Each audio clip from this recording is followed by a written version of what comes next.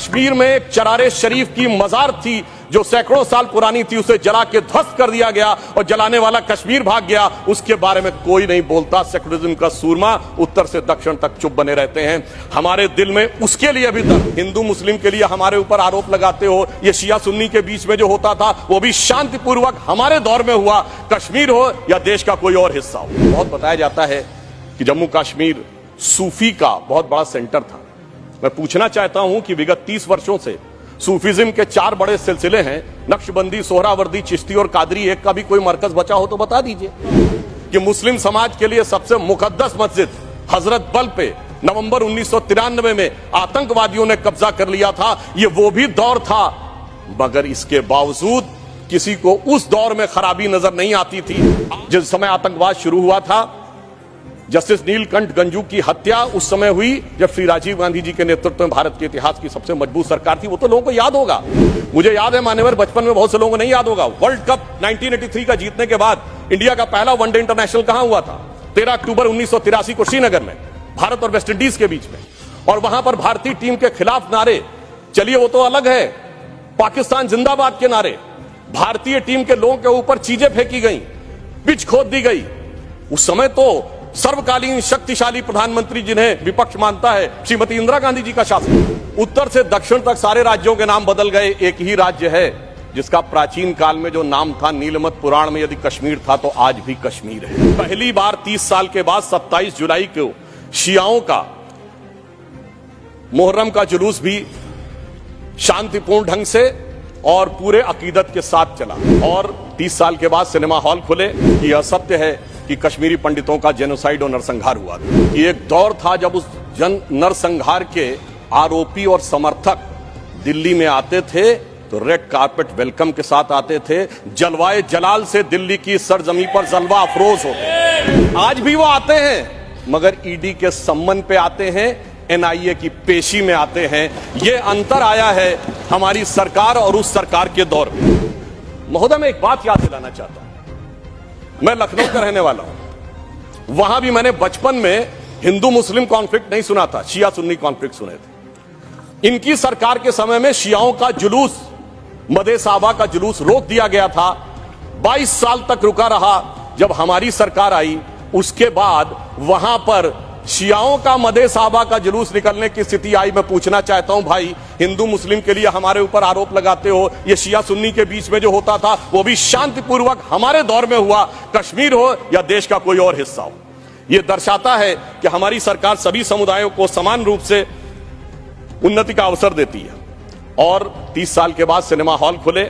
आज जब सब कुछ शांतिपूर्ण और सही ढंग से चल रहा है तब यह समस्याएं नजर आती हैं कि आज दुनिया का सबसे ऊंचा पुल जो 1315 मीटर का है वो आज चिनाब नदी के तट के ऊपर बना हुआ है। यह दर्शाता है कि कश्मीर किस नई ऊंचाई की तरफ जा रहा है।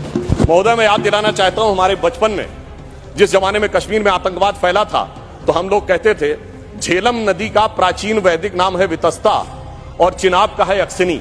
तो हम कहते थे बो दिए विष बीज किसने, अब वितस्ता ने पुकारा, क्यों झुलसता जा रहा कश्मीर नंदन वन हमारा। आज मोदी जी की सरकार आने के बाद हम कह सकते हैं, पर आज दुनिया का सबसे ऊंचा पुल अक्सिनी पर हमारा जो उभरता जा रहा, जो निखरता जा रहा कश्मीर नंदन वन हमारा।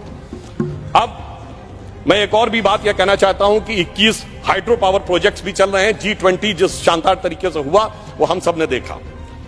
परंतु यहां मैं एक बात कहना चाहूंगा कि यह विषय इतना आसान नहीं था जितना समझा जाता है। जिस समय आतंकवाद शुरू हुआ था, जस्टिस नीलकंठ गंजू की हत्या उस समय हुई जब श्री राजीव गांधी जी के नेतृत्व में भारत के इतिहास की सबसे मजबूत सरकार थी। वो तो लोगों को याद होगा। परंतु उसके बाद ऐसा दौर भी आया कि वो सब लोग आरोप से छूट गए। कल माननीय गृह मंत्री जी ने जब लोकसभा में कहा था, कुछ गलतियों के बारे में कहा था, तो वहां पर नेता प्रतिपक्ष ने कहा था कि साहब गलतियां अगर हैं तो इस बारे में चर्चा कर ली जाए। तो मैं सिर्फ यह बताना चाहता हूं कि अगर गलतियों की बात होगी तो बहुत सी ऐसी गलतियां हैं जिन्हें विशेष रूप से ध्यान रखने की आज आवश्यकता है। मैं सिर्फ 1-2-3 तथ्य लोगों के सामने रखना चाहता हूं। जब स्वतंत्रता के उपरांत रियासतों के विलय का महकमा सरदार पटेल के पास था तो केवल कश्मीर नेहरू जी ने अपने पास क्यों रखा था? नंबर 2, 1946 में महाराजा हरि सिंह जी के विरुद्ध विद्रोह के आरोप में जब शेख अब्दुल्ला जेल में बंद थे तो पंडित नेहरू स्वयं उनको छुड़ाने के लिए कश्मीर गए और वो भी गिरफ्तार हो गए। यह बात मौलाना आजाद ने अपनी किताब इंडिया विंस फ्रीडम में लिखी है कि इससे तत्कालीन कांग्रेस नेता बुरी तरीके से हतप्रभ हो गए। और इस परिस्थिति में जिस समय पाकिस्तान ने आक्रमण किया उसे कबायली आक्रमण क्यों कहा गया, सेना का आक्रमण क्यों नहीं कहा गया। और इसके अतिरिक्त मैं यह भी कहना चाहूंगा कि जिस समय यह कश्मीर का संघर्ष हुआ, एक फैक्ट रखना चाहता हूं, उस समय तो माउंटबेटन 30 जून 1948 तक वाइसरॉय थे। भारत की सेना अध्यक्ष जनवरी 1949 तक जनरल रॉय बूचर था और पाकिस्तान की सेना का अध्यक्ष जनवरी 1951 तक अंग्रेज था। तो भाई यूनाइटेड नेशंस में जाने की क्या आवश्यकता थी। गृह मंत्री जी ने बिल्कुल सही बात कही कि भाई उनको 1 साल तक माउंटबेटन को इसलिए रोका गया था कि बचे हुए कुछ मामले रिजॉल्व करने हैं। तो भाई मैं पूछना चाहता हूं कि उनको क्या मेहमान नवाजी के लिए रखा गया था। जब यहां थे, दोनों तरफ के सेना अध्यक्ष भी अंग्रेज थे, तो यूनाइटेड नेशंस क्यों गए। इसलिए मैं कह सकता हूं एक गलती नहीं, भयंकर गलती थी जिसका खामियाजा आज तक सरकार को भुगतना पड़ रहा है। और फिर इतना ही नहीं, करेस्पॉन्डेंट ऑफ सरदार पटेल से बहुत स्पष्ट है कि वहां लिखा जा रहा था कि residual powers will be vested in the interim government of Jammu and Kashmir, जिसको सरदार पटेल के इंसिस्टेंस के ऊपर यूनियन गवर्नमेंट कर दिया गया। अगर रेजिडुअल पावर्स उनके पास वेस्टेड होती तो आप समझ सकते हैं कि आज कितनी बड़ी चुनौती का सामना करना पड़ता। और ये correspondence of Sardar Patel 1945 to 50 के खंड 1 में जो वी शंकर उनके सेक्रेटरी थे, उन्होंने इस बात को लिखा है। अब मैं एक बात और ध्यान देना चाहता हूं कि प्रथम लोकसभा में कश्मीरी पुनर्वास के कैबिनेट मंत्री अजीत प्रसाद जैन जी ने अपनी किताब कश्मीर व्हाट रियली हैपेंड में लिखा है कि the draft was approved by Sheikh and his colleagues and then passed by the Congress party. ये मैं नहीं कह रहा हूं, उनकी सरकार के कैबिनेट मिनिस्टर कह रहे थे। और इसमें अंत में एक और व्यक्ति का उद्धृत करना चाहता हूं जो भारत के मुख्य न्यायाधीश रहे, जस्टिस मेहरचंद महाजन, जो कि उस समय कश्मीर रियासत के प्रधानमंत्री थे। उन्होंने आकर कहा कि 24 अक्टूबर 1947 को वो पत्र लेकर आ गए थे, परंतु उसके बावजूद 2 दिन तक सिर्फ इसलिए मामला अटका रहा। ये मैं नहीं कह रहा हूं, जस्टिस महाजन ने अपनी किताब लुकिंग बैक में लिखा है, क्योंकि नेहरू जी की यह शर्त थी कि शेख अब्दुल्ला का पहले स्थान तय हो जाए नई सत्ता में, इसके उपरांत ही कश्मीर के विलय का प्रस्ताव होगा। वो सारी बातें आपको पता होगी कि जब समय उन्होंने कहा था कि हम जाकर कराची चले जाएंगे यदि हिंदुओं की रक्षा की गारंटी श्रीनगर में फंसे हुए लोगों की ली जाए। इसलिए मैं कहना चाहता हूं इसके लिए एक दिन नहीं, एक सत्र भी कमजोर पड़ जाएगा। और आज अगर आप देखें कि अंतर देखिए, एक उधर का कश्मीर और एक इधर का कश्मीर। एक इधर का कश्मीर है जहां पर टेक्नोलॉजी में, जहां पर की कल्चर में उन्नति हो रही है, जहां विकास हो रहा है, G20 किया जा रहा है। और एक उधर का कश्मीर है, यहां हमारा सबसे ऊंचा पुल है और वहां बड़े बड़े आतंकवादी संगठनों के साथ उधर के कश्मीर के लोग बैठे हुए हैं।